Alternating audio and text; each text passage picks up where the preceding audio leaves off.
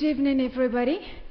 Your Excellency, Dr. Jakaya Mrisho Kikwete, Chancellor of the University of Dar es Salam, President of the Board of Directors of the Global Partnership of Education, and former President of the United Republic of Tanzania, Mr. President of Qadiyat University, Professor Bil'id Bougadir, ladies and gentlemen, deans and directors of Qadiyat University establishments, distinguished guests, esteemed professors, researchers, and students, good evening again.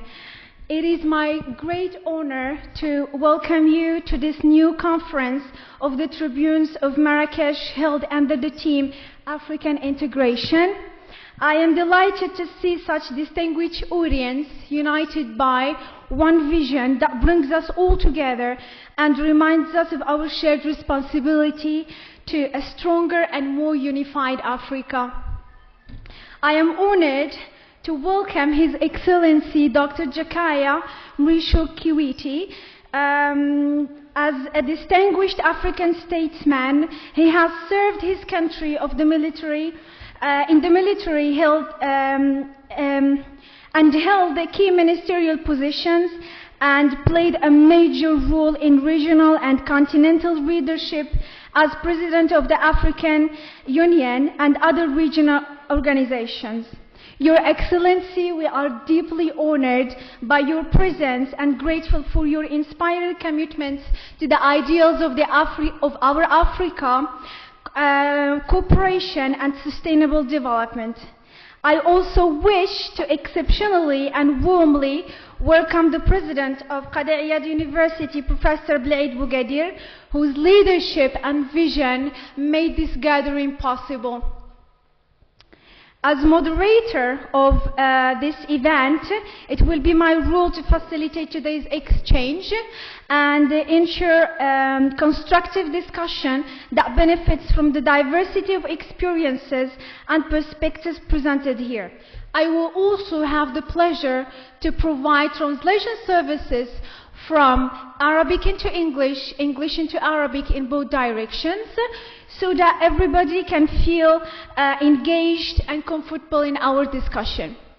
Before we proceed with our President's speech address, please, I would like to kindly invite you to raise for the national anthem of both countries. But first, we will start with the national anthem of the United Republic of Tanzania. I would like you to raise all, please. Thank you.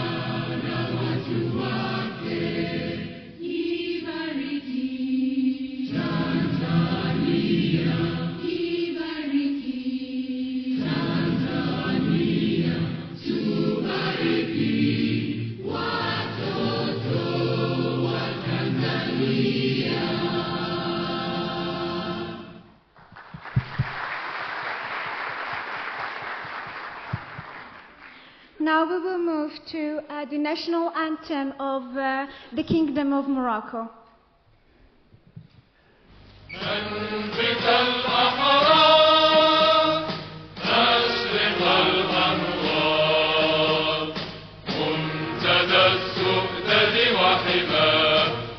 منتدى وحما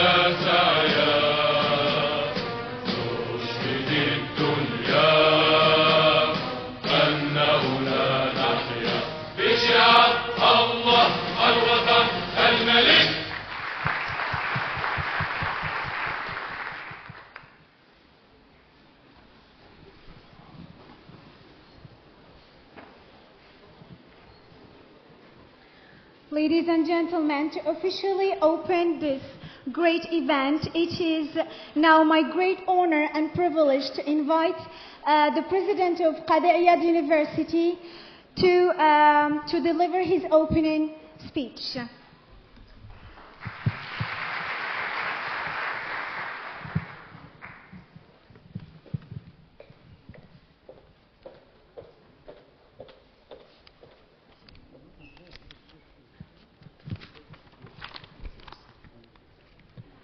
Assalamu alaikum. Good afternoon. Your Excellency, Dr. Jakaya Mrisho Kikwete, Chancellor of the University of Dar es Salam and former President of the United Republic of Tanzania. Ladies and gentlemen, head of universities establishments, ladies and gentlemen, representatives of institutions and partners, dear professors and colleagues, dear students. I am honored to open this new edition of the Tribune of Marrakech, a vibrant forum for reflection and dialogue, which over the years has established itself as an important event in the intellectual and academic life of our university, our city, and more broadly, our country. True to their original mission, the Tribunes of Marrakech aim to place the university at the heart of contemporary debates, of fostering encounters between the worlds of knowledge, political decision-making, diplomacy, and civil society.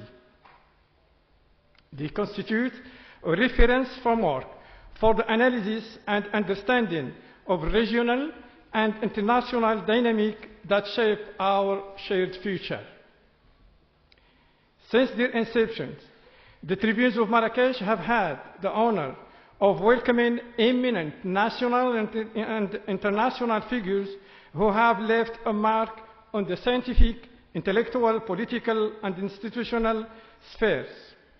Among them are Michel Mayor, Nobel Prize in Physics, Edgar Morin, renowned sociologist and philosopher, Pierre Moscovici, former French minister and former European Commissioner, Jacques Lang, President of the Arab World Institute, Frédéric Mayor, Sarakossa, former Director General of UNESCO, Sheikh Moubido Diarra, former Prime Minister of Mali, as well as Jean-Pierre Elang Mbassi, Secretary General of United Cities and Local Governments of Africa.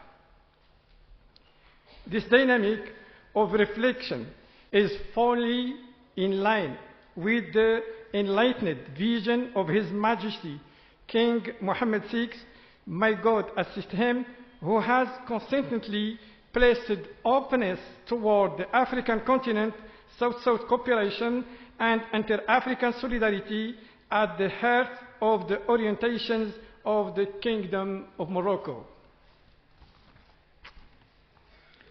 This royal vision, founded on partnership, co-construction, and shared development, gives particular significance to academic and intellectual initiative aimed at deepening Africa dialogue.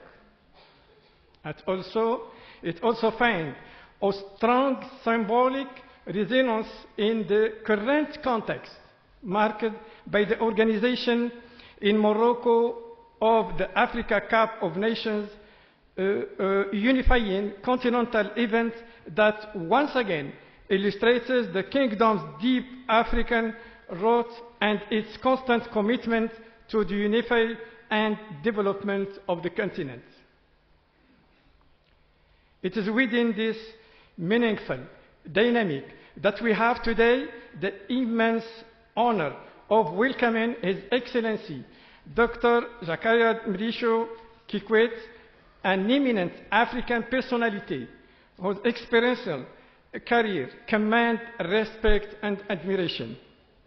allow me, on behalf of the entire community of Qadi Iyad University, to express our deep gratitude to him for having accepted our invitation and for honoring this tribune with his presence. His Excellency, Dr. Jakaya Mrisho Kikwete, has left an indelible mark on the contemporary political history of Africa. President of the United Republic of Tanzania from 2005 to 2015. He previously held several important ministerial portfolios, notably foreign affairs, finance, as well as energy and water.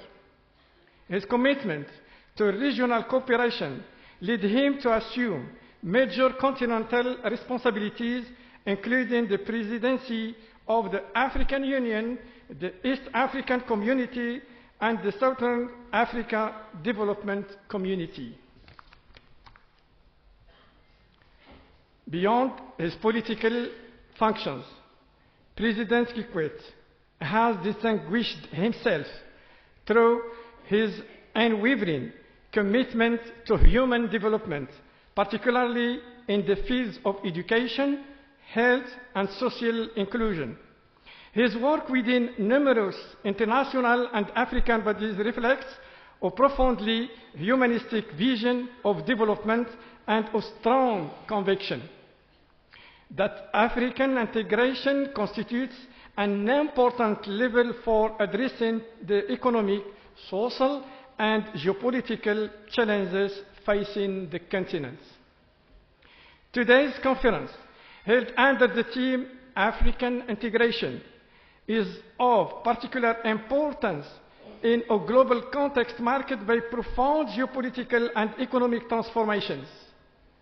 It invites us to reflect collectively on ways and means to strengthen intra-African cooperation, consolidate regional integration mechanisms, and promote a more united, more solidary, and more sovereign Africa in its development choices. I am convinced that the reflections and analysis that His Excellency will share with us will meaningfully enrich the discussions, inspire our students and researchers, and contribute to deepening strategic reflection of the future of the African continent. Thank you for your kind attention, and I wish you all a rich, stimulating, and inspiring conference. Thank you very much.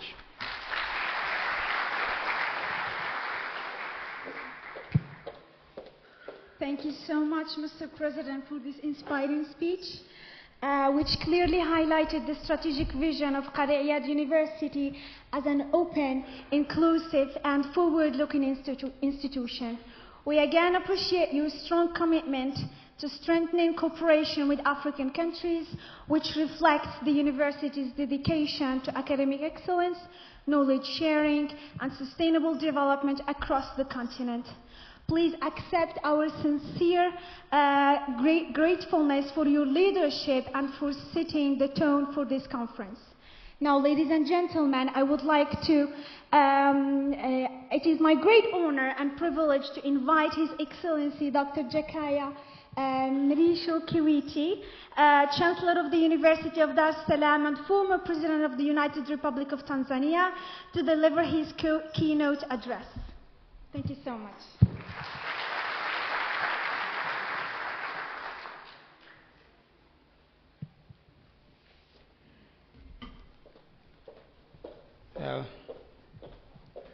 Thank you so much, Master of Ceremony, President of the Qadi Iyad University, Vice Presidents, Dean of Faculties, faculty, students, distinguished guests, ladies and gentlemen. Allow me to begin by expressing my sincere gratitude to you, Mr. President, for the invitation to visit this prestigious university and for the very warm reception and gracious hospitality. I also thank you for affording me this rare opportunity to speak to the distinguished audience attending the famous Tribunes of Marrakech Forum. It is a privilege and honor I will always cherish and remember fondly. Before I proceed, let me introduce one man who has come with me. And this is Professor William Manangise. Please come here. Come so that people know you.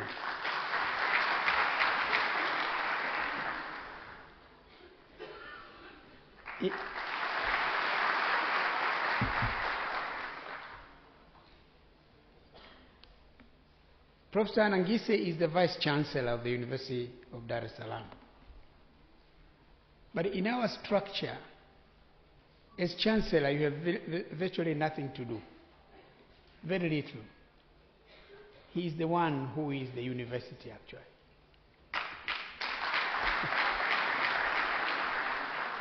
He's the one who is running the university on a day-to-day basis. And in most cases, I would appear when there are issues they want me to assist. The only thing that I cannot delegate is the graduation ceremonies. I'm the one who is conferring the degrees, that's all. So, I've come with him here, and they have had discussions with the president of this esteemed university on areas of cooperation, and I look forward to continued cooperation, vibrant cooperation after our visit. Can you please sit? Bonsoir. Good evening. Yeah, I'm so excited to stand before you guys, all the way from Dar es Salaam. And as said by my Chancellor, I'm the Vice Chancellor, the Chief Executive Officer of the University of Dar es Salaam. And the University of Dar es Salaam is the oldest and the biggest in Tanzania, whose history goes back to 1961. A couple of weeks, we were established some 2 weeks before independence. That was on October 25th, 1961. And we began with only one academic unit, which was responsible for producing lawyers. And of course, the best lawyers in East Africa currently are from the University of Dar es Salaam.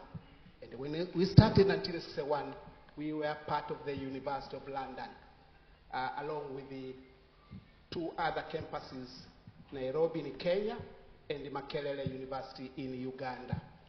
And we started with only 14 students, with only 1 female student. And today, we are about 45 students. 45,000, please. Yeah, 45,000 students. That's the number that we have. And we have about 2,000 academic members of staff.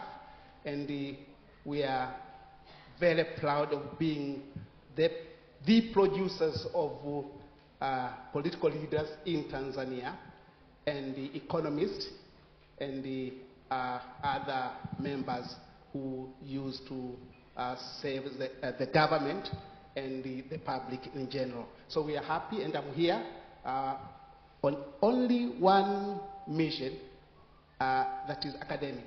And I've started discussing with my colleague about how we can collaborate with my university, which has a very long-standing history, and we have a number of memorandum of understandings with a number of universities globally. And I look forward to a very significant contribution, collaboration with this very famous university. Thank you so much.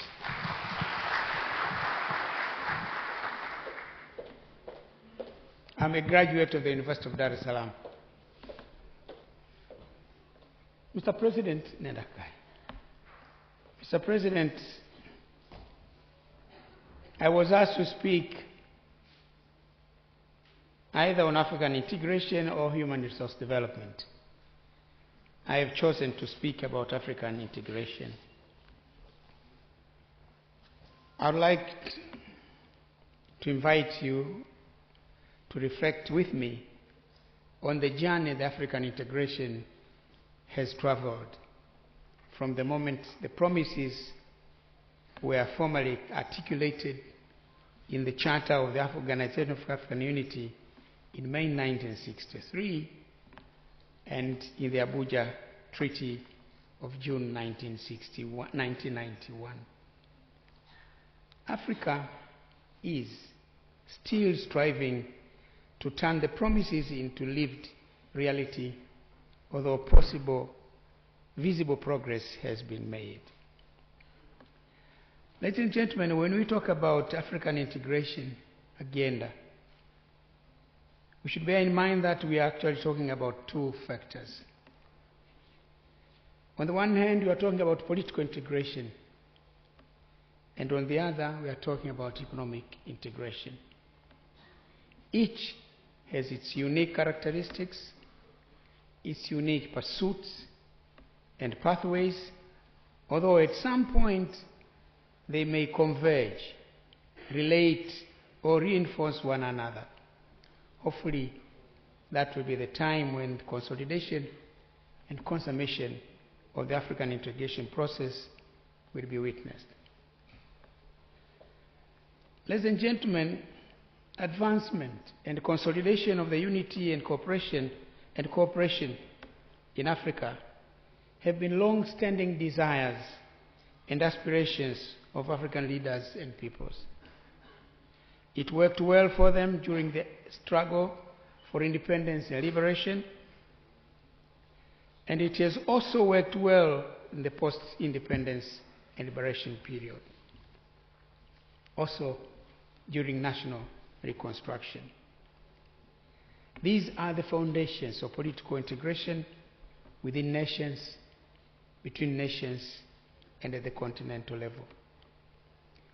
It was in pursuit of this ideal that our 32 founding fathers of independent African nations took the bold decision to discuss and decide on how to promote and advance political integration agenda in Africa. And of course, for those who are old enough may know, but for younger generation would like to know that among the 32 leaders, King Hassan II was one of them.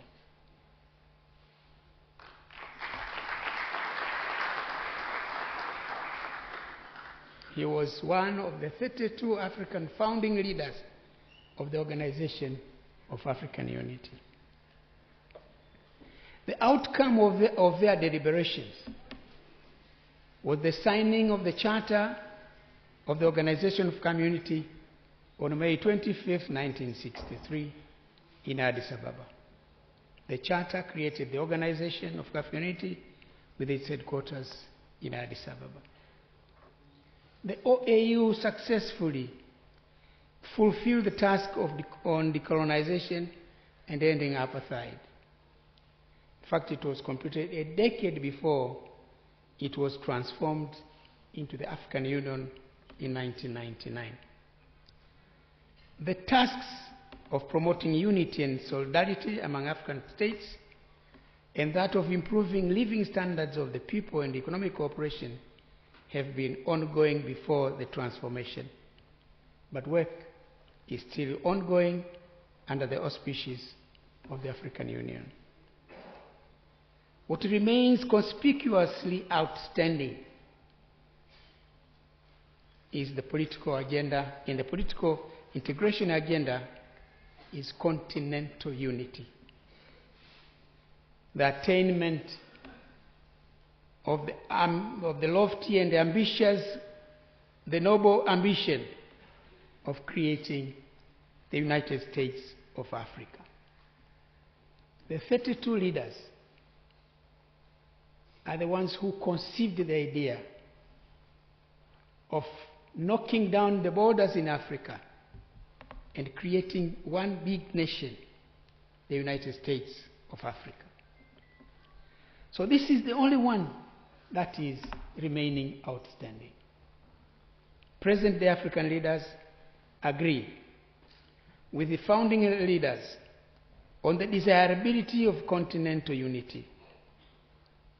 The problem remains about when and how to realize that dream. The unresolved differences. But why has it stayed so long? In the 1963 meeting, two schools of thought emerged. One spoke about unity now, and this was Dr. Kwame Nkrumah, who was the president of Ghana. The others spoke about, no. Saying unity now will be too premature. We need to give ourselves time and build unity. So those two schools of thought, unity now or through evolution, is what delayed the decision on forming the United States of Africa on that day, and it has remained elusive up to this day.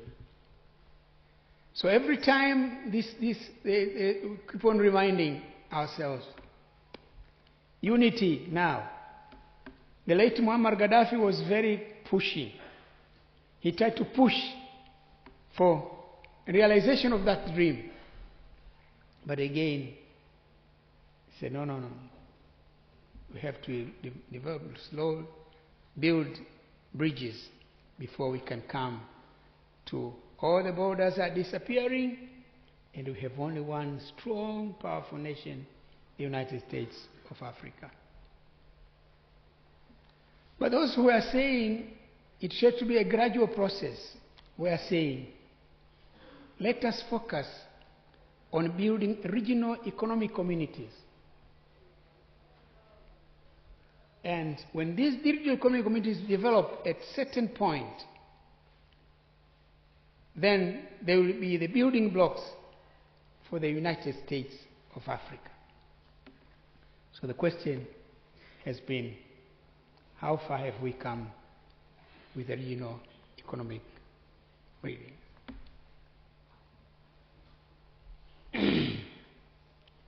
In 1991, in Abuja, Nigeria, African leaders met. This time to look at the establishment of the Africa Economic Community. The other building block that let's create these regional community economic groupings. We have the East African Community, we have Southern Africa Development Community, we have the Central African Development Community, we have ECOWAS, Economic Community of the West Africa, we have the Maghreb Union, we have CENSAD,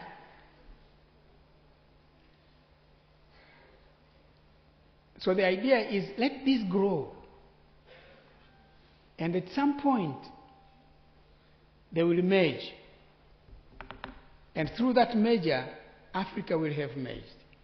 So this is the theory. We'll discuss where we are with the economic communities later when I speak. But another school of thought said, the others are saying, but African integration differs from regional integration. It is a continent-wide effort to unite individual countries in pursuit of a common vision, a united, peaceful, and progressive Africa. This initiative aims to fulfill the continent's socio-economic and political goals while engaging with global actors. African integration, thus, is something broader and deeper. It is a continent-wide project aimed at aligning economies, institutions, policies, and ultimately destinies of South Africa. While regional integration refers to sub-regional cooperation among geographical proximate countries. So these are the others now are saying, no, let's talk about Africa. Not the Maghreb Union, East African Community, Southern Africa, West Africa. Just talk about the community. But it is healthy that these things are being discussed by our leaders.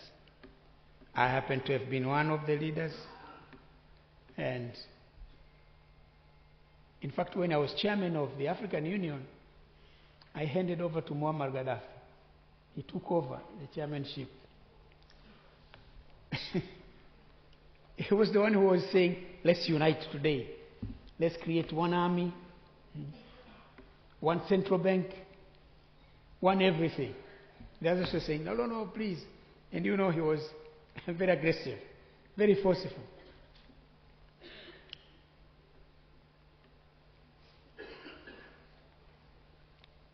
Ladies and gentlemen,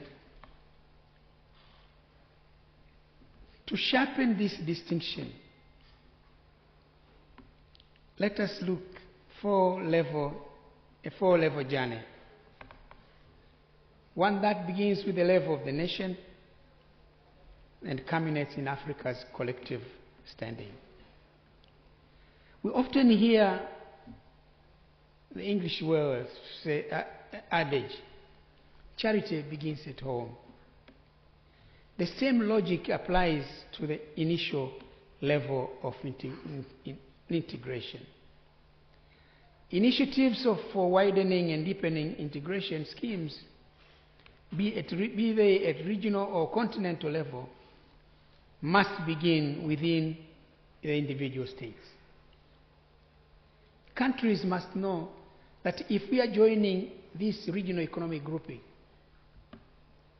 what are we looking for in that regional economic grouping? If you tell countries that let's just knock down the borders of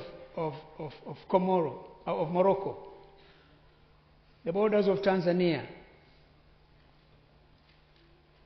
the borders of Nigeria, let's have only one border now, Africa. Countries have to ask themselves, why? And what are we going to get out of that? So that's why the question, charity begins at home. It is contrary to the conventional wisdom that integration commences in earnest when cross-national borders. Otherwise, people, integration, you just cross the borders and then integrate with the other. Preparations for meaningful participation in regional and continental integration policies, mechanisms, and programs have their roots in national interest, have their roots in national priorities and nations' executing capacity. States, as rational actors, make decisions to join integration schemes and how they pool resources, both financial and human. They also have to agree to the extent to which they concede sovereignty to the intergovernmental or supranational entity. Because when you decide now, we are no longer going to be Morocco, we are only going to be Africa. That decision means you are now ceding your sovereignty. Now Morocco is sovereign.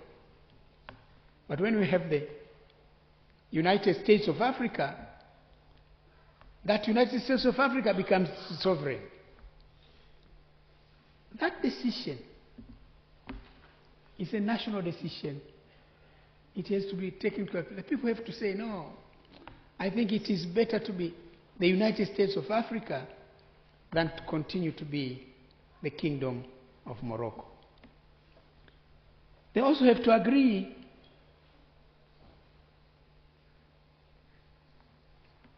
on what are we bringing to this big entity. What are we going to get from that big entity?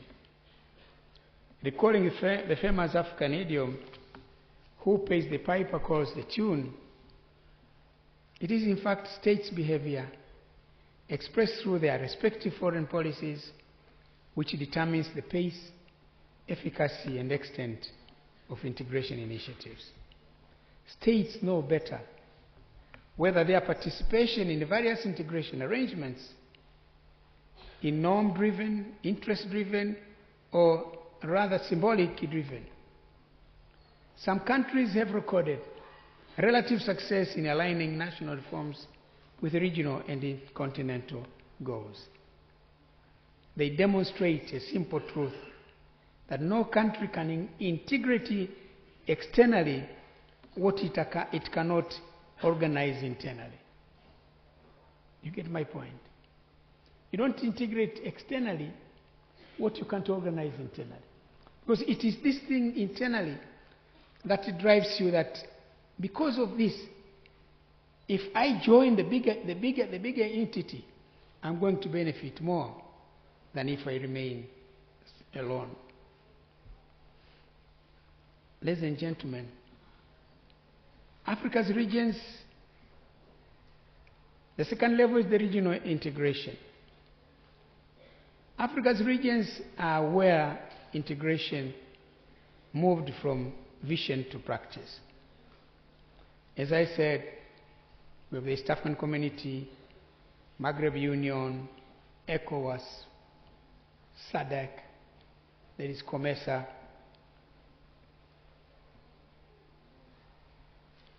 And maybe let me stop here and say a few words about regional integration.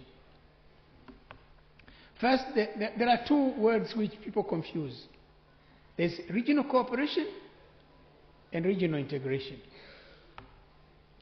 Regional cooperation, or cooperation is by definition when Morocco and Mali agree to work together on certain things. Maybe cooperation in education, cooperation in security, cooperation in that. That is what cooperation is about. And with regards to cooperation, you can have cooperation with any country. Not only Africa, you can have a cooperation with the US, with Europe, with America, with China, with whoever. But when we talk about regional integration, we're talking about countries now weaving their economies into one entity. And this has stages. The first stage that countries agree to is preferential trade area. When countries agree to remove tax, to remove tariffs and non-tariff barriers for goods and services, for goods produced within their respective countries. When you look at all these regional economic groupings, be it ECOWAS, you find that's factor. That goods produced in Nigeria will enter Cote d'Ivoire without duty. Goods produced in Dar es Salaam will go to Nairobi without customs duty. This is the first stage. Preferential tax tariff areas, or people call them preferential tariff trade areas. The next stage is called the customs union. This is the stage where countries agree now. Whereas we have allowed goods to cross our borders duty-free, we are now protecting our regional economic area against goods coming from outside our regional economic community. It is common, they agreed to establish a common external tariff. Tariff-free movement plus common external tariff is what is called the customs union.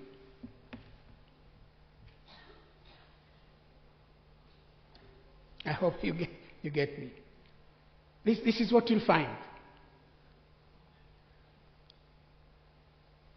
You have agreed that goods produced in Morocco will go to Senegal without tax. That is tax-free area. You have also agreed goods that enter Morocco and enter Senegal will pay duty, and you'll always agree on the taxes. You have created a customs union. But there are also intricacies, as I said.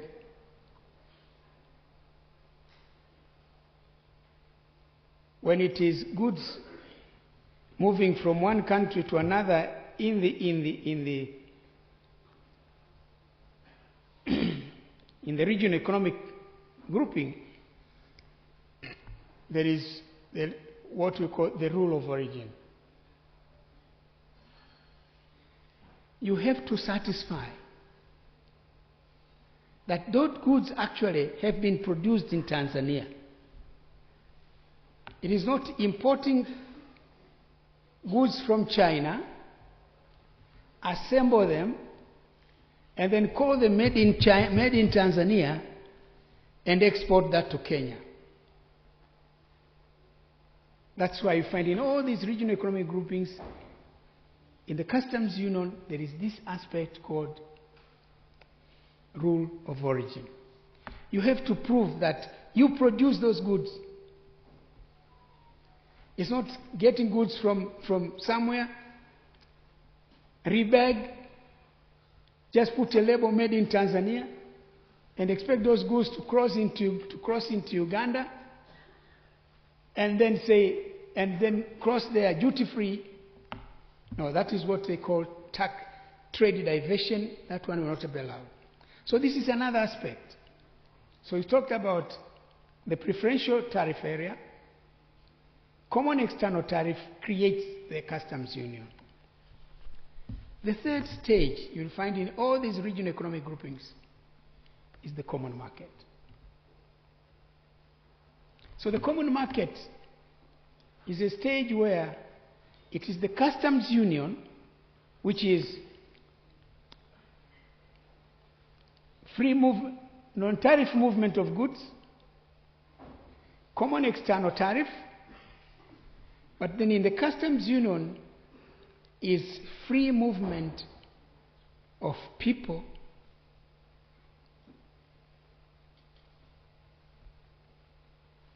services, and capital.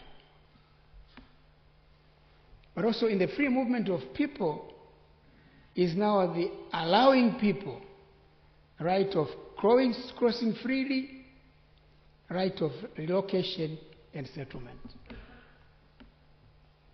This is what you'll find whenever you hear the word customs union. That is it.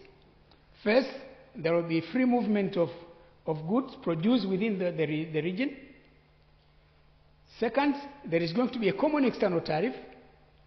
And the third factor is that the third thing now you introduce is the free movement of people. The first is free movement of goods. This is the stage where now you allow people to move freely. Nobody will ask you why. And when you go to ECOWAS countries, this is typical. They've been doing this for several years now. That somebody from Nigeria going to Ghana, he will not be asked why. There is no issue of visa, there is no issue of what. That is now the stage of the customs union. After the customs union, there is the monetary union, where countries who are members of that regional economic community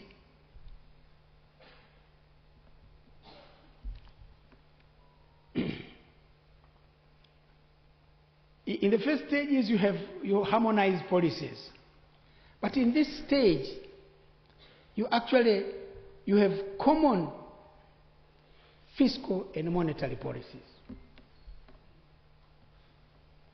When it comes to issues of budget deficits, what you have agreed that if the budget deficit has not got to go beyond 3%, you cannot have budget deficit of 4 or 5. This is what you'll find in Europe. If they have agreed the budget deficit is 3%, no country can go beyond that. You cannot say, but this is Germany, I decide what I do. No. That is contravening the norms and rules of the monetary union. You find this in all these regional economic groupings. And after that, well, if you also agree to get to that level, you can have common currency. So in a monetary union, you have an understanding. It's not harmonization. It's now, there are rules set that the government borrowing will not exceed such much percent of the GDP. There are things that you can do for the money supply and all these things. Those who are from the banking, and they know it better. I'd once been a minister of finance, so I've been working on these ones. This is it. And some countries in the regional economic groupings, like the East African community now, they have agreed. After that stage, we are going to have the East African Political Federation. Now we have agreed, they have agreed. No other regional economic grouping in Africa has that. Only the East African community. And again, like the United States of Africa, a decision on the East African Federation has been very elusive, has been very difficult. What is difficult is about countries losing sovereignty. That now I'm not the president of Kenya. I will only be answerable to the president of East Africa. Maybe I'll be prime minister. This has been the other aspect. So I was just talking about briefly. I crossed just to define some of these concepts that are being used, so that you know exactly what is it that the people are talking about. Otherwise, people have always been confusing customs union, thinking, no, but every of these words have definitions. Preferential free trade area, it is free movement of goods, moving tax-free, duty-free across the borders. After that, you erect common external tariff for goods coming outside your region. That's what creates the customs union. When you allow free movement of people, goods have already moved, free movement of people, right of relocation, free movement of capital and services, that is now the customs, the common market. After that, you agree. Some have ended up with a common market. Some have agreed to go beyond the common market and come up with a monetary union. But again, it is what they agree on. So when you look at what has been happening in all these communities, most of them have been implementing at different levels. All these stages at different levels. But at the continental level now, that is where the June 1991 Abuja conference created the African Economic Community. The only difference you will see between the Abuja conference and these other conferences is that at the Abuja conference there were benchmarks, there were timelines. This decision taken by our founding fathers, King Hassan, my first president, Julius Nyerere, Kwame Nkrumah, Gamal Abdel Nasser, and the others, they did not have timelines on when they are going to get to the United States of Africa. In Abuja, now they came up with timelines to strengthen regional economic groupings. There were timelines.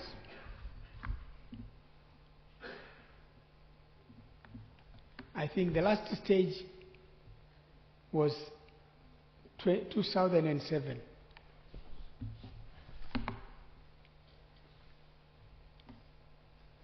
When you look at that, a lot of progress has been made, but there is still a lot more that needs to be done. But when you compare the political integration part and the economic integration part, there is more progress on the economic integration part than on the political integration part. But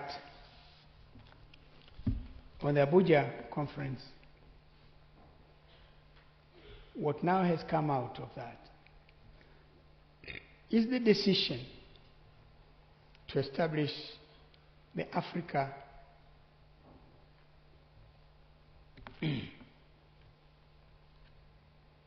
the ACFTA.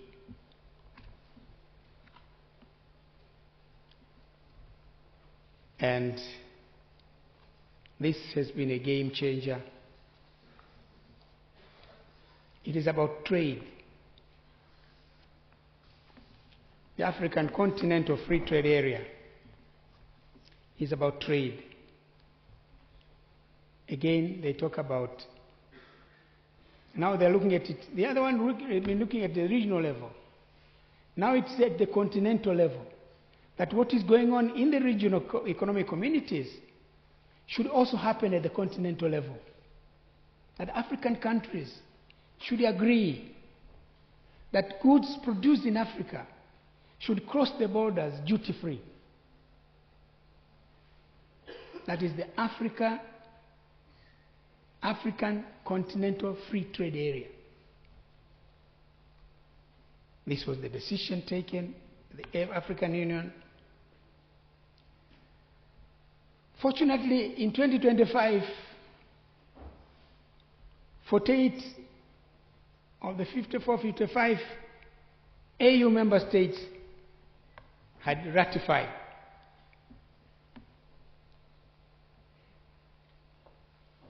So in terms of ratification, it has come into effect, the African CFTA.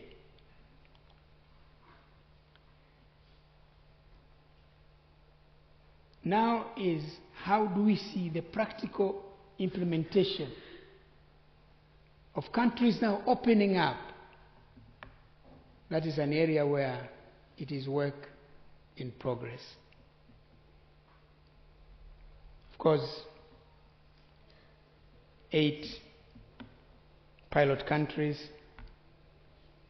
the number has now increased to 35, which means there is a level of progress again on that one. So, President, distinguished members of this forum,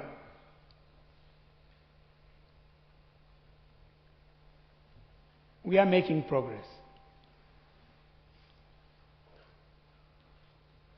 But we need to do more in order to achieve our objective.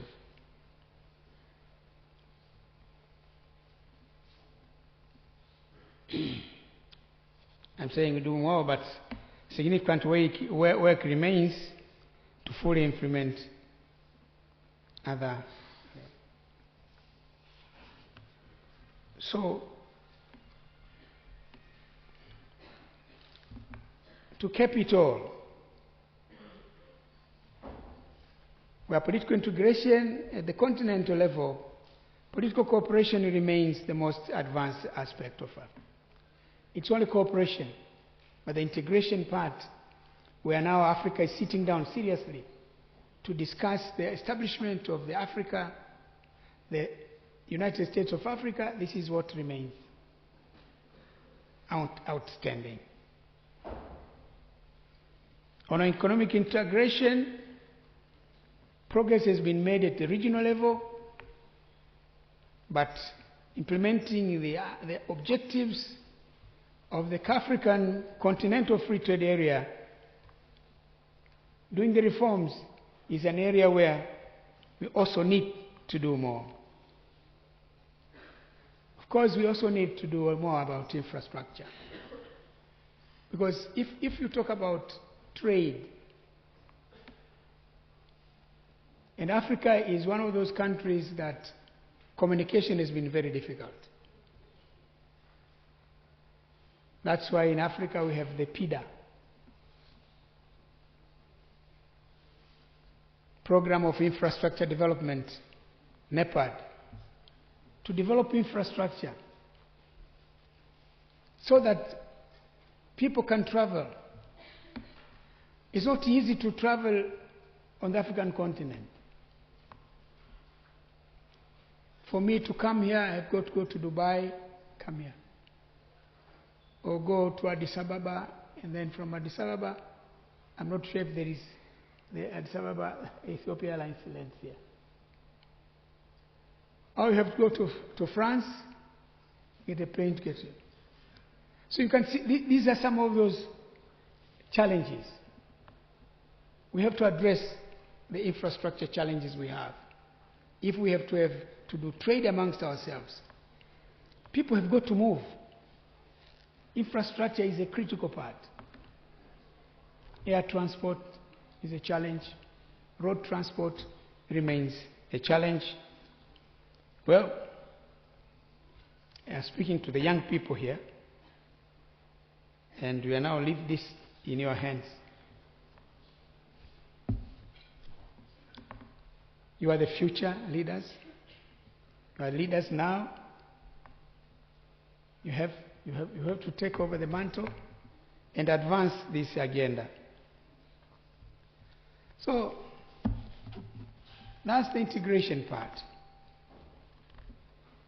But as I was introduced, I'm here also in my capacity as Chancellor of the University of Dar es Salaam.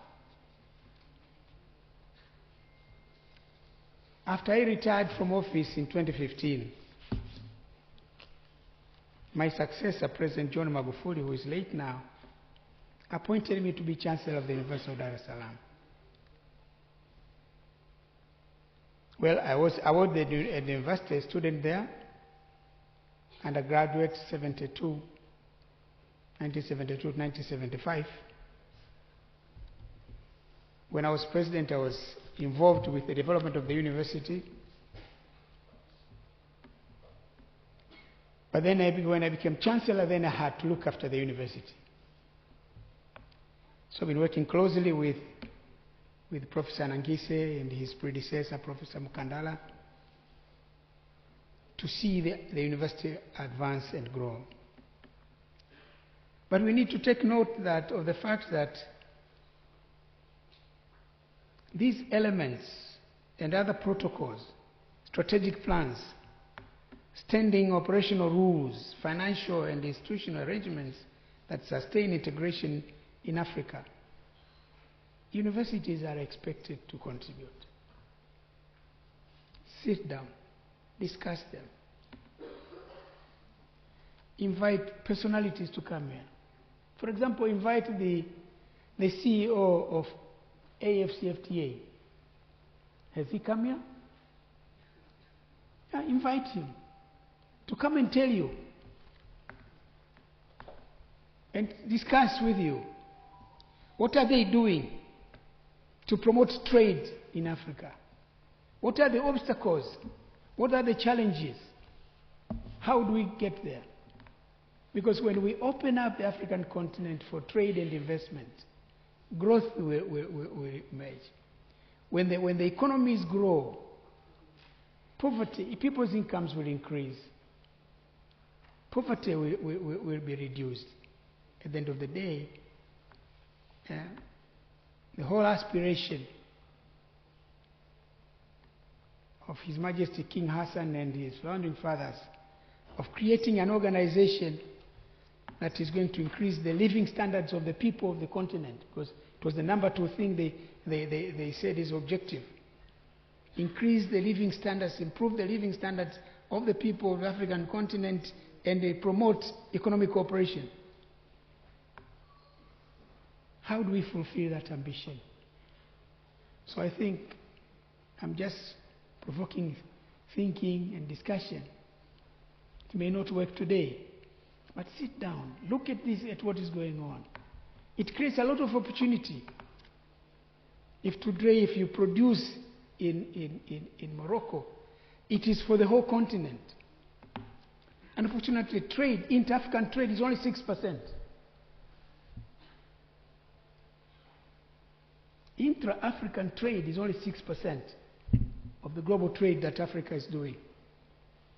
Otherwise, we are trading with the rest, but not trading amongst ourselves. But if you go to the European Union community, I think trade amongst themselves is over 40%. Why only 6%? How do we go beyond 6%? How do we look to Africa instead of looking at the other side?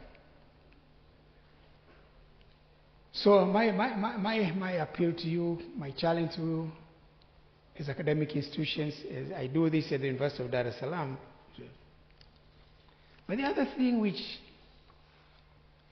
which I think universities, like my university and this university and other universities in Africa,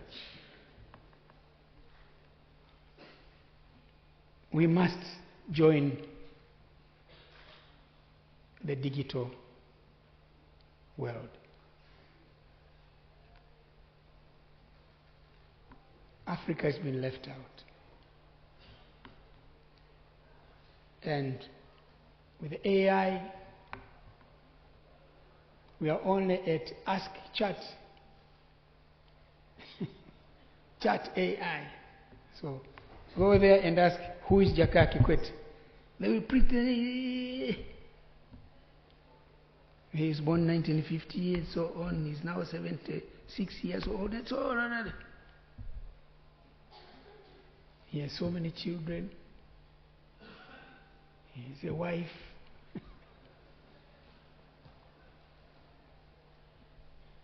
But AI can do so much. Africa has been left out. And it is the role of our universities. Be the centers of thinking. That is how Africa is going to develop. While everybody else is now moving towards that, we are still busy with the WhatsApp, transmit message, TikTok, a lot of lies in it. let's see how our universities can also contribute to the growth and development of technology in Africa. Of course, the last thing I would like to initiate discussion is we have a problem or a situation on the African continent of overlapping membership.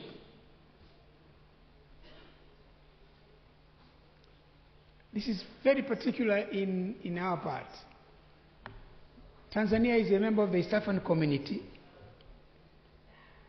At the same time, is a member of the Southern African Development Community.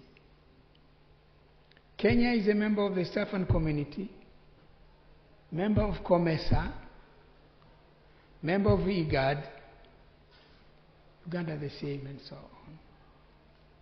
There is this overlapping membership. It creates their own problems. How do we streamline that? But how did we come to this? And how do we get out of it? Between COMESA, SADC, and the East African Community, what we decided was, let's discuss merger of the three regional economic groups. Because all of us are about free movement of goods, duty free. That's what is happening in SADC, in the East African Community, and in COMESA. Customs union, the common market, monetary union. If all of us are doing the same and we share a common border, why not sit down and agree to just create one preferential trade area from Cape Town to Cairo? That discussion is ongoing, but again it has taken too long to conclude. It's another area that we need to discuss. Of course, as I said at the beginning, I've chosen to talk about regional integration. There is a lot more that we can talk. I've been very brief. I did not go into details into all these areas. It is just to provoke thinking, so that you can go back and do further studies, understand these institutions better. But these are institutions that are there for us, for our continent, for our respective countries. If things work well, they will definitely work for all of us, and everybody will benefit. President, thank you.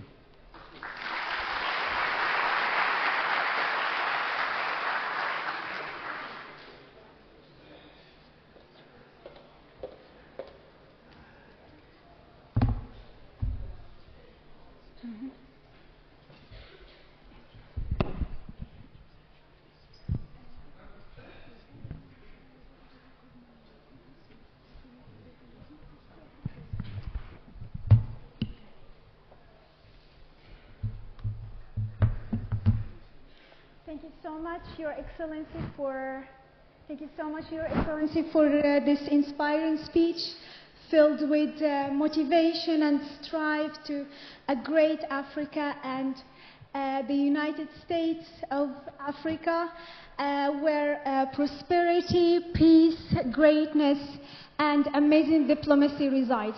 Before we move to the question and answering session, I would like to invite to the floor the University of Qadiyat and the University of Dar es Salam for signing the cooperation agreement, which aims to lay the foundation for a fruitful and sustainable partnership and reflects the strong commitment of both presidents to promoting intra-African academic cooperation. Professor William, you can join us.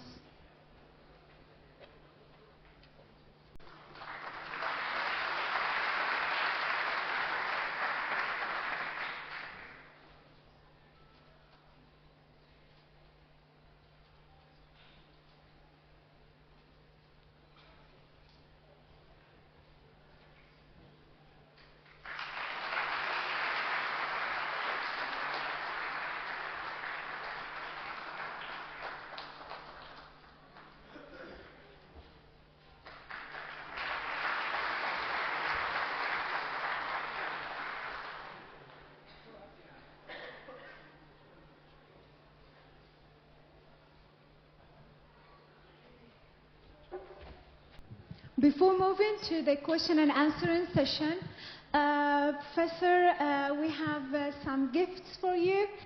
Professor Belaid Bougadir is going to present you some gifts from the Moroccan handicraft.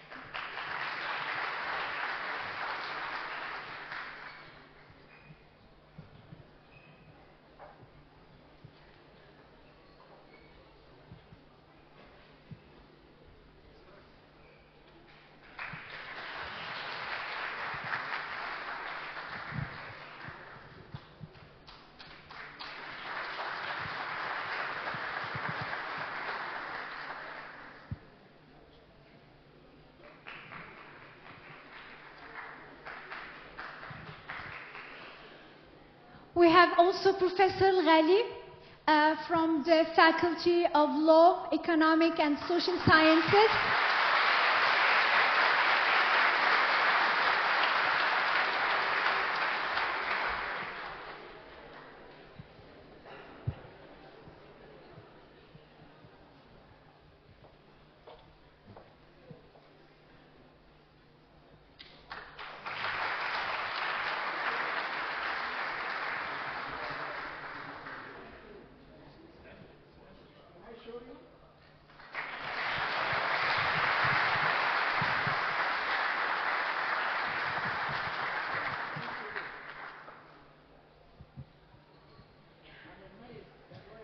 These are portraits made especially for you from the student of the Faculty of Law, Economic and Social Sciences in Qalat Sragna. We also have a portrait for Professor Belaid Bougadir.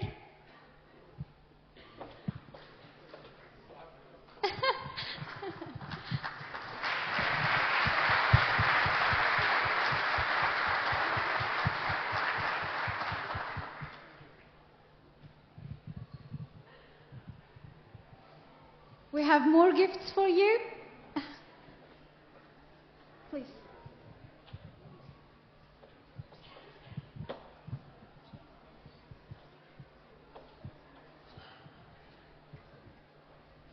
These are other portraits for... Okay. Okay.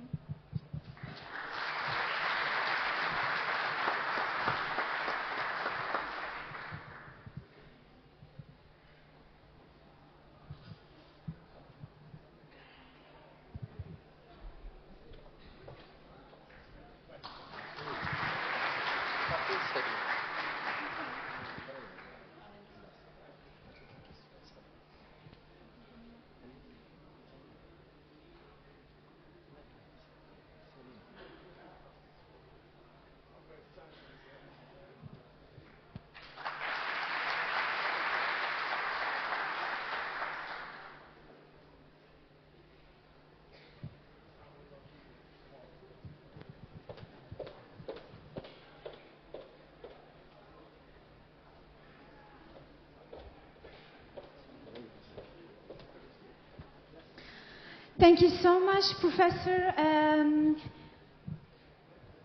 Thank you so much, Professor, for your presence here and for your great speech. And we always welcome you here in Morocco, and we hope that this convention is going to give a lot of fruits for both universities. And I also thank Professor Belaid Bougadir, our president, for his leadership and vision that makes this event possible. And I would also extend my warm regards and thanks to the deans and directors of the faculties, the people that comes from Tanzania. We always welcome you here in Morocco, and it's a pleasure to have you as partners with the Qadiyat University. And I would love to thank the students, the researchers, and the professors for being here with us. Your presence means a lot. And thank you so much.